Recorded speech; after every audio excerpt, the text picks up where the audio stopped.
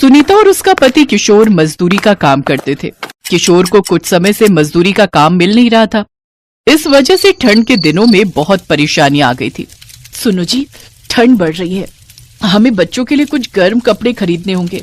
मोनू भी पूरी रात खांसता रहा है, पतला कंबल ओढ़ते हैं बच्चे, तभी से ठंड लग गई। ये स्वेटर जो मैं लेकर आया था वो पहना कर सुला दिया करो सुनीता। वही तो पहना रखा था, रोजाना खेलते हुए पहने रहता है। बहुत गंदा था, मैंने धोकर डाला तो धूप ही नहीं निकली, अभी भी गीला है। इसीलिए मैंने वो फटा हुआ जो पुराना रखा था वही पहना रखा है। तुम कह रहे थे कि तुम्हारी मजदूरी के काम से तुम्हें कुछ पैसे मिल जाएंगे, मैं सोच रही थी कुछ कपड़े खरीद ले। रोजाना ही जा रहा हूँ कि कोई काम मिल जाए, पर कुछ देर की मजदूरी से इतनी जल्दी इतने पैसे जुटाना बहुत मुश्किल है। जो मिलेंगे उन पैसों से थोड़े दाल चावल और आटा खरीद लाऊंगा। कम से कम बच्चे तो भूखे नहीं रहेंगे। मुझे नहीं पता कि हम कपड़े कैसे खरीदेंगे, मुझे कुछ समझ नहीं आ रहा है। अगले दिन सुनीता अपना स्वेटर अपने बेटे को पहना देती है और एक पतली सी साड़ी पहनकर एक शॉल में लिपटी मजदूरी के काम के लिए जाती है। सुनीता का नियम था कि वो मजदूरी पर जाते हुए सबसे पहले भगवान शिव के मंदिर में जरूर जाती थी। वहां नियम से पूजा पाठ करके तभी वो मजदूरी के लिए जाती थी। हे शिव शंकर, आप तो अंतर्यामी हो, मेरे दुखों को दूर करो प्रभु, अब और नहीं सहा जाता। मेरे बच्चे ठंड में ठिठुर जाते हैं, इतने पैसे नहीं कि मैं अपने बच्चों के लिए अच्छे गर्म कपड़े खरीद सकूं। मैं कुछ नहीं समझ पा रही कि मैं क्या करूं। हे भगवान, मेरी मदद करो। सुनीता मंदिर में पूजा करके सीढ़ियां उतरी तो देखा कि मंदिर के पास एक बड़े सेठ कंबल दान कर रहे हैं। सुनीता भी उसी लंबी लाइन में लग गई। काफी देर तक लाइन में खड़े रहकर सुनीता को एक कंबल मिल ही गया। सुनीता को थोड़ी तसल्ली हुई, शुक्र है भगवान का, एक कंबल मुझे मिल गया, कम से कम बच्चों की ठंड तो दूर हो जाएगी। बेटी, ये कंबल मुझे दे दो, मैं ठंड से कांप रहा हूँ। मैं एक पैर पर ज्यादा देर कतार में खड़ा नहीं रह सका, इसलिए मुझे कंबल नहीं मिल पाया। मेरे पास ओढ़ने के लिए कुछ भी नहीं है। बेटी, ये कंबल मुझे दे दो, भगवान शिव तुम पर कृपा करेंगे, मुझ पर दया करो बेटी। बूढ़े भिखारी को देखकर सुनीता के मन में दया आ गई और उसने वो कंबल उन बूढ़े भिखारी को दे दिया। खुश रहो बेटी, जीती रहो। देखना, भगवान शिव तुम पर बहुत जल्दी प्रसन्न होंगे, वो तुम पर बहुत कृपा करेंगे। तुम बहुत दयालु हो बेटी, मेरा आशीर्वाद तुम्हारे साथ है।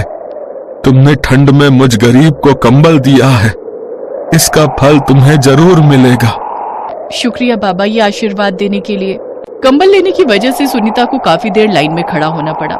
इस कारण उसे काम पर पहुंचने में देर हो गई। उसके मालिक ने उस पर बहुत गुस्सा किया। कहाँ रह गई थी है? इतनी देर से काम पर आई है, मेरे यहाँ ऐसे काम नहीं चलेगा, बता रहा हूँ। मैं तुझे नौकरी पर नहीं रख सकता, चल, मैं तुझे नौकरी से निकाल रहा हूँ, चल। नहीं मालिक, ऐसा मत कहो, अगर आपने मुझे नौकरी से निकाल दिया तो मैं इतनी जल्दी कहाँ जाऊंगी। मुझे तो इतनी जल्दी कोई काम भी नहीं देगा। मैं देर नहीं करूंगी, मैं समय पर आऊंगी। नहीं नहीं, आज कोई और बहाना कर रही है, कल कोई और करेगी। अब मैं अपने काम के साथ समझौता नहीं कर सकता, समझी? और तेरा कोई हिसाब भी नहीं है पिछला। कल के 40 रुपए मैंने तुझे दे दिए थे। सुनीता का मालिक उसे नौकरी से निकाल देता है। सुनीता बहुत रोती है और रोते रोते घर पहुंचती है। किशोर भी घर पहुंच चुका था। उस दिन उसे भी कोई काम नहीं मिला। एक कंबल मिला, वो भी इतनी देर लाइन में लगने के बाद, और वो भिखारी को दे दिया। और उसके बाद देख, अब तेरी नौकरी भी चली गई। तू अगर देर से न जाती तो आज तेरी भी नौकरी न जाती। न मेरे पास नौकरी है न तेरे पास। क्या मिला? भगवान शिव ने तुझे भक्ति का क्या ही फल दिया। आज देख, हम भूखे सो रहे हैं। वो बूढ़े बाबा चल नहीं पाते थे, इसीलिए मैंने कंबल उन्हें दे दिया। कोई बात नहीं, शायद वो उन्हीं की किस्मत का था। मुझे विश्वास है कि भगवान शिव हमारी मदद जरूर करेंगे। इतनी रात में कौन आया होगा? किशोर दरवाजा खोलता है। बाहर एक युवक खड़ा था जिसके सिर पर एक गठरी थी। मैं कंबल बेचने के लिए निकला था, पर रात बहुत हो गई है। मेरे पास खाना बनाने का कुछ सामान है जो मैं अपने साथ लेकर निकला था। मेरे पास आग जलाने की कोई व्यवस्था नहीं है। क्या मेरे पास जो सामान है इसका थोड़ा भोजन बनाकर दे सकते हो भाई? बड़ी मेहरबानी होगी। ठीक है, लाओ, दो, मैं बनवा देता हूँ। ये आटा दाल चावल है और ये कुछ सब्जियां हैं। हो सके तो सभी कुछ बनवा दो भैया। ठीक है। सुनीता, क्या तुम ये सब बना दोगी? हाँ हाँ, बेचारा कोई भूखा है, मदद करने में क्या जाता है। लाओ मुझे सामान दो, मैं बना देती हूँ। सुनीता सारा खाना तैयार कर देती है। दाल चावल सब्जी रोटी और थाली बनाकर उस युवक के लिए परोसती है। अरे आप लोग भी खाओ ना, मैं अकेला इतना सारा भोजन थोड़ी खाऊंगा। अभी तो आप लोगों ने भी नहीं खाया होगा ना। आप सब भी खाओ। खाओ ना भैया, मेरे साथ बैठकर खाओ। हाँ हाँ, मैं परोस देती हूँ, आप बैठो, मैं आपकी भी थाली लगा देती हूँ। सुनीता और किशोर की आंखों में आंसू आ जाते हैं। उस दिन सचमुच उन सबने भी उस युवक के साथ खूब पेट भरकर खाना खाया था। क्या बात है, बच्चों ने कोई ठंड के वस्त्र नहीं ओढ़े हुए? ठंड इतनी ज्यादा है, मैं तुम्हें कंबल निकाल कर देता हूं। ये बढ़िया रंग के कंबल। तुमने मेरे लिए इतना किया है तो मैं भी तो तुम्हारे लिए कुछ कर सकता हूं ना। नहीं तो इतनी रात में कोई किसी की क्यों मदद करेगा भैया। एक काम करो, ये सारे कंबल मैं तुम्हें ही दे देता हूं। मेरे पास तो घर पर बहुत कंबल है। वैसे भी मुझे घर ही जाना है। इतनी रात में गठरी लेकर जाऊंगा तो सही नहीं रहेगा।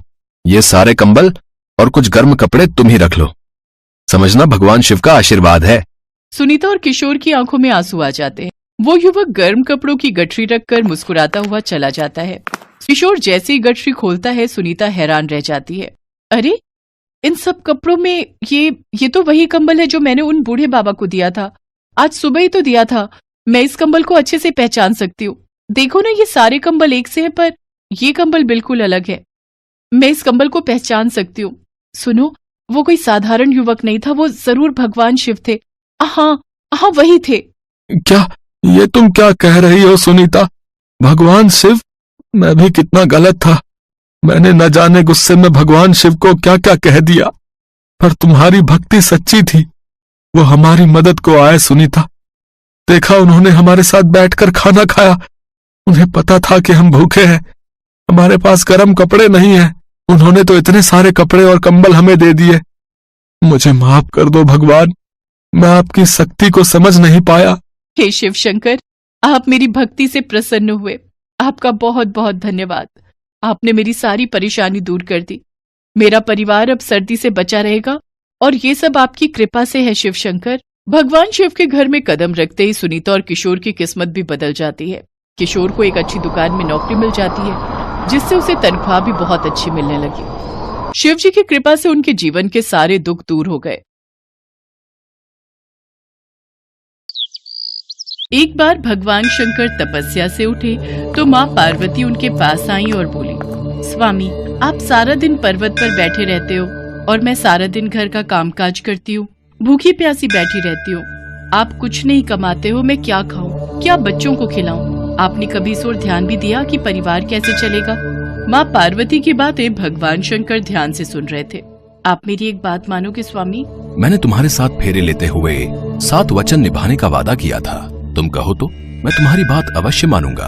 तो फिर ठीक है, एक काम करो, आप वृंदावन चले जाओ। एक आपका अपना नंदी बैल तो है ही, और एक बैल आपका वहाँ कन्हैया से मांग लेना।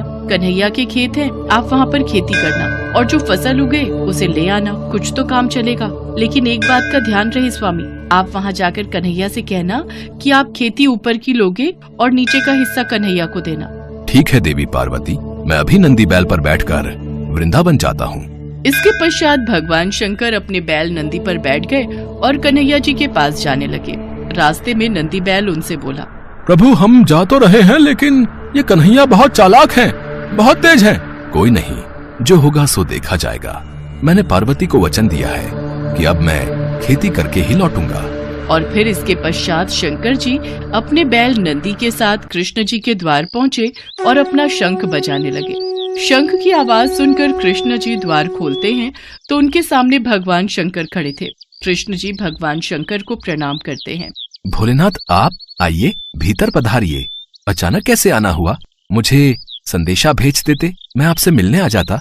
कन्हैया, मेरा एक काम है जो केवल तुम ही कर सकते हो। हाँ हाँ, बताइए, मैं आपकी किस प्रकार सहायता कर सकता हूँ? मुझे आपके खेतों पर खेती करनी है। एक बैल मेरे पास है और एक बैल आप अपना दे दो और अपने खेत पर मुझे खेती करने के लिए दे दो। क्यों मैया, आपका क्या विचार है? भगवान शंकर हमारे खेतों पर खेती करना चाहते हैं। हाँ, तो कोई बात नहीं, अच्छी बात है, हमें भी बनी बनाई फसल मिल जाएगी। पर मेरी एक शर्त है, खेती में आप जो भी मुझे बोने को कहोगे वो मैं बो दूंगा, पर खेती का ऊपरी हिस्सा मैं रखूंगा। तो आप बताओ मैं क्या बो दूं? ठीक है, मुझे मंजूर है। एक काम करो, आप ना आलू बो दो। ठीक है, फिर मैं फसल तैयार होने के बाद ही आपसे मिलूंगा। इसके बाद शंकर जी बैलों को लेकर खेती करने चले गए।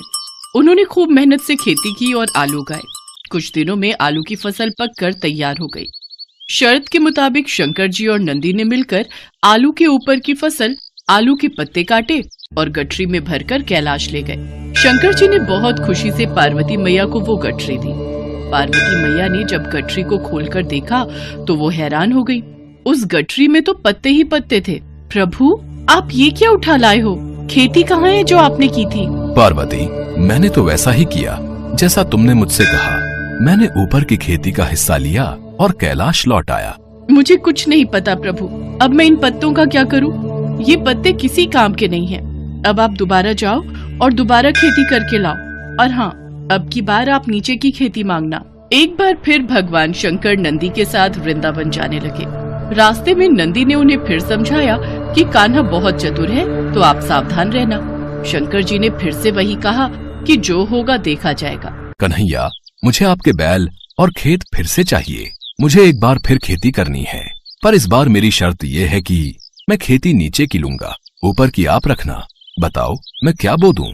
ठीक है, फिर तो आप बाजरा बो दो। कृष्ण जी के कहने पर शंकर जी ने बाजरा बो दिया और खेती की। उसकी अच्छे से रखवाली की और कुछ ही समय में बहुत अच्छी बाजरे की फसल उगाई।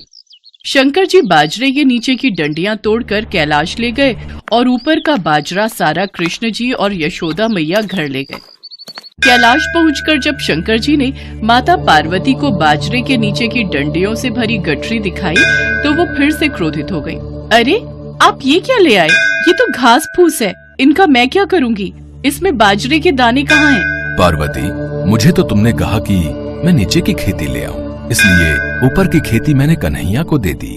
मुझे कुछ नहीं पता, मैं क्या बनाऊं और क्या खिलाऊं। आप एक बार फिर से जाओ और इस बार कन्हैया से कहना कि ऊपर और नीचे दोनों की खेती आप ही रखोगे।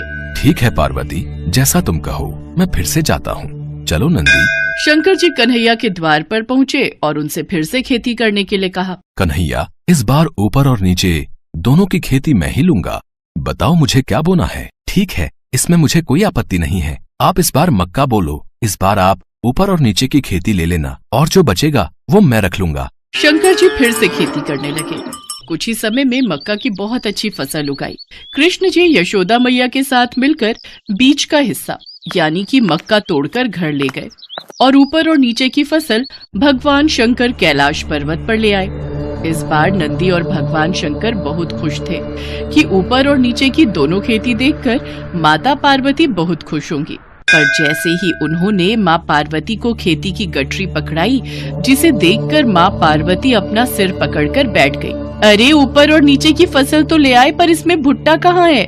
पार्वती, तुमने ही तो कहा था कि ऊपर की और नीचे की खेती लेकर आऊं, इसलिए मैं ऊपर और नीचे की खेती ही तो लेकर आया हूँ।